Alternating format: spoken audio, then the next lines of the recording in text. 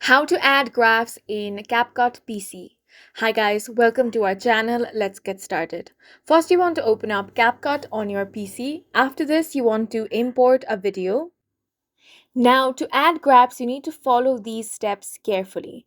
First, click on the video, then go to position and size and click on this. After this, you can zoom in a bit so you can find every second from here. Now, click on the first second and add this keyframes. Now do this for every second. So this is an 8-second long video and make sure that you do this for every single second. So now head over for fourth and then do that as well. Now you can swipe and then complete the process. After you have done this, we need to head over to step 2. Now you want to click on the keyframes.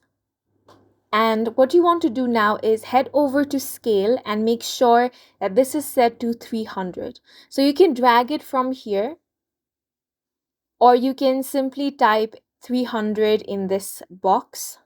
So do this for every alternative keyframe, which means if you have done it for the second one, then do it for the fourth one, then do it for the sixth one. In this way, just skip one and then do it for every alternative keyframe. So once you have done this for all of it, if you play the video, it's going to be something like this.